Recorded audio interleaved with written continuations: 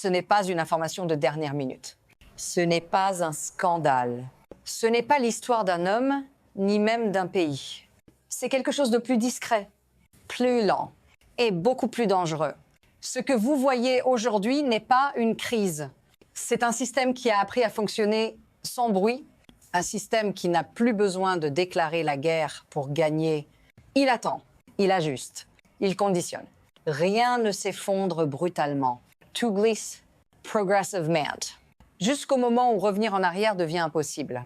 Et le plus troublant, c'est que tout cela ressemble à de la stabilité, à de la gestion responsable, à du contrôle. Si vous avez l'impression que le monde est plus calme, ce n'est pas un apaisement, c'est une retenue calculée. Restez avec moi, parce que ce que ce système contrôle aujourd'hui n'est pas encore ce que vous croyez, mais il s'en rapproche. Ce qui contrôle réellement le système aujourd'hui n'est pas une armée, ni une élection, ni même une idéologie, c'est l'accès. L'accès à l'énergie, l'accès aux routes, l'accès aux flux invisibles qui permettent à un État de respirer. Le pouvoir ne consiste plus à renverser un gouvernement, il consiste à décider ce qui est autorisé à circuler et ce qui ne l'est pas. Quand cet accès est ouvert, un pays fonctionne. Quand il se referme, tout devient négociable. La politique, la loyauté, la survie. Et le génie ou le danger de ce système, c'est qu'il ne se présente jamais comme une punition. Il se présente comme une condition. Pas obéis ou tu seras détruit, mais coopère et tout ira mieux. Cela ressemble à un choix, mais ce n'en est pas un. Parce que lorsque l'accès devient la monnaie du pouvoir, la souveraineté n'est plus un droit. C'est une option temporaire. Et ce mécanisme ne s'est pas imposé d'un coup. Il a glissé. Silencieusement. Et c'est là que l'histoire devient vraiment inconfortable. Il fut un temps où ce genre de pression aurait déclenché une alarme, une crise visible, un débat public, un mot que tout le monde aurait reconnu. Aujourd'hui, ce moment est passé. Le changement n'a pas été brutal. Il a été administratif, technique, presque ennuyeux. Avant, la contrainte arrivait après la rupture, après le conflit, après le refus.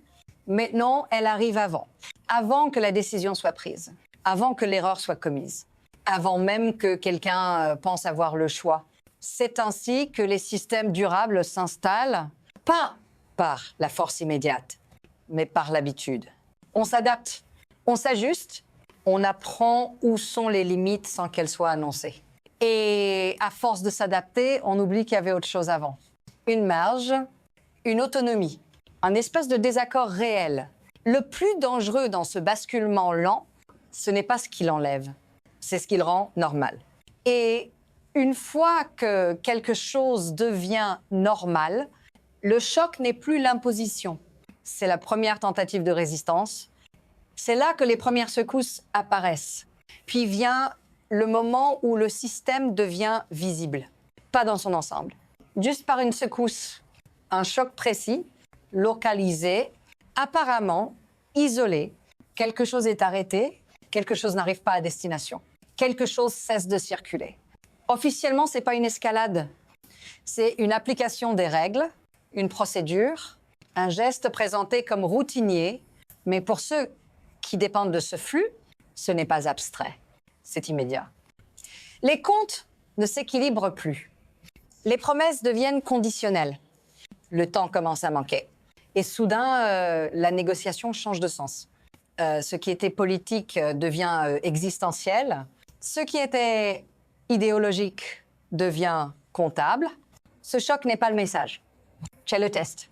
Un test pour mesurer jusqu'où la pression peut monter, sans provoquer d'explosion, sans provoquer de guerre, sans provoquer de refus frontal.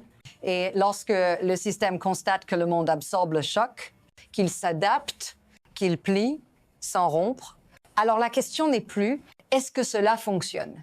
La question devient « jusqu'où peut-on aller ?» Et c'est là que le mécanisme réel commence à apparaître. Voilà comment le système fonctionne réellement. Il ne frappe pas tout le monde de la même manière.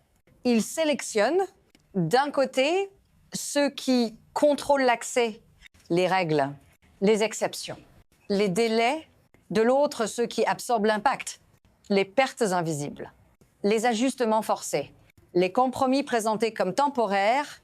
Le système ne demande pas la soumission totale. Il demande quelque chose de plus subtil, de plus efficace. Il demande l'alignement progressif. Chaque concession débloque un flux. Chaque résistance le ralentit. Chaque hésitation a un coût mesurable. Et ceux qui bénéficient de ce mécanisme ne sont pas toujours ceux que l'on regarde. Ce sont ceux qui savent traduire la pression politique en stabilité économique, en contrats et en currencies. Pendant ce temps, le risque est déplacé, externalisé, supporté par des structures déjà fragiles. Rien n'est présenté comme une victoire. Rien n'est appelé une défaite. Tout est appelé gestion. Et tant que cela fonctionne, le système se renforce parce qu'il prouve qu'il peut produire des résultats sans déclencher de rupture. Mais chaque mécanisme a une limite, une zone où l'équilibre cesse d'absorber la charge et cette limite approche plus vite que ce que le système lui-même est prêt à admettre. Puis la cadence change. Les délais raccourcissent, les marges disparaissent, les décisions doivent être prises plus vite. Il n'y a plus de temps pour expliquer, plus de temps pour tester, plus de temps pour attendre. Les signaux deviennent plus nets, moins diplomatiques, moins ambigus. Quelque chose qui était suspendu devient conditionné, quelque chose qui était toléré devient risqué. Et à mesure que la pression augmente, le système observe. Il mesure les réactions, les ajustements internes, les concessions silencieuses. Ce qui importe n'est pas la réponse publique. C'est ce qui se passe en coulisses. Les choix faits sans communiquer. Les lignes rouges déplacées sans l'annoncer. À ce stade, il ne s'agit plus de convaincre. Il s'agit de tester la résistance structurelle, parce que si la structure tient, le système peut accélérer. Et s'il accélère, ce qui semblait exceptionnel devient reproductible. C'est là que la deuxième crise prend forme, pas comme un événement, mais comme une accumulation. Et lorsque l'accumulation devient visible, il est déjà trop tard pour parler de prévention. À ce stade, ce n'est plus abstrait, ce n'est plus stratégique, ce n'est plus lointain. Cela vous concerne. Parce que lorsque l'accès devient conditionnel, ce ne sont pas des États qui ajustent en premier. Ce sont les vies ordinaires.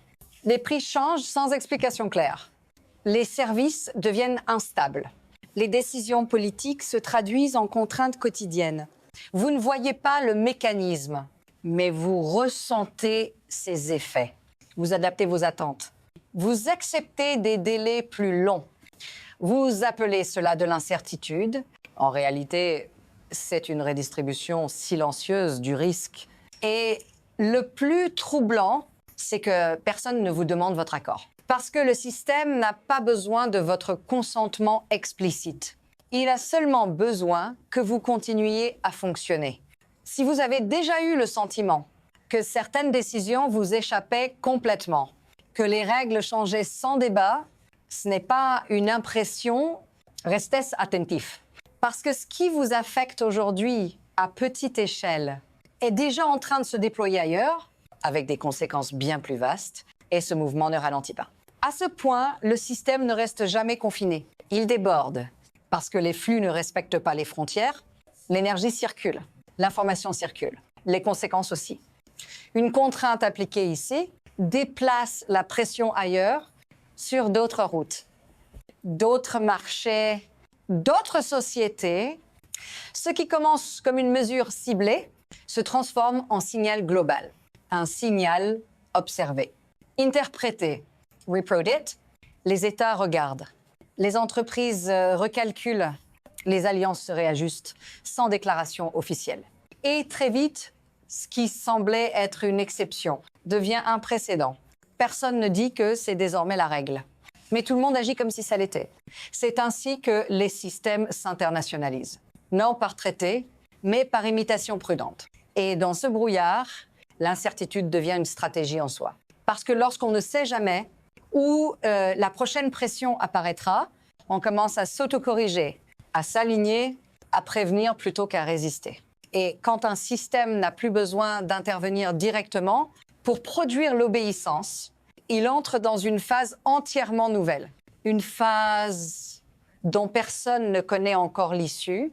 À partir d'ici, le système n'avance plus sur une seule voie. Il ouvre des trajectoires. La première est l'ajustement.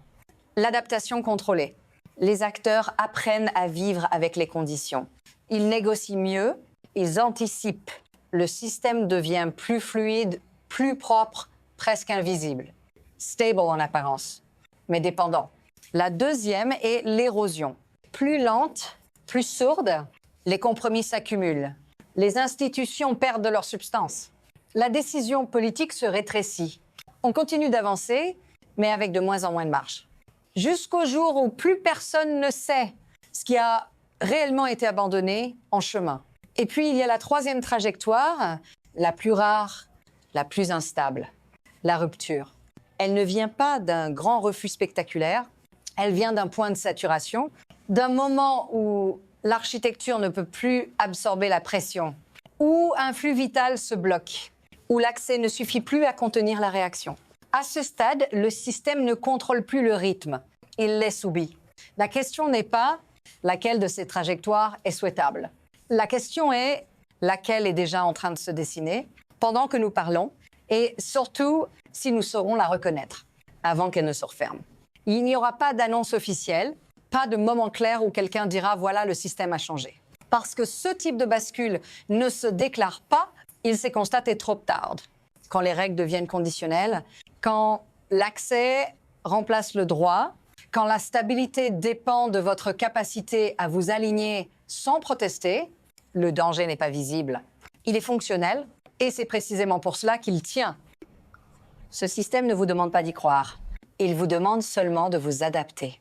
Un peu plus, encore un peu, jusqu'au jour où poser la question devient plus risqué que d'accepter la réponse implicite. La vraie interrogation n'est donc pas si ce modèle va s'étendre. Il est déjà en mouvement. La vraie interrogation est qui saura encore le nommer quand il cessera d'être une exception et deviendra l'arrière-plan permanent de nos décisions. Si vous voulez comprendre ce qui vient après, si vous voulez savoir comment reconnaître le moment où l'ajustement devient une perte irréversible, alors ne vous arrêtez pas ici. Parce que ce que nous venons de voir n'est pas la fin de l'histoire. C'est la configuration de départ.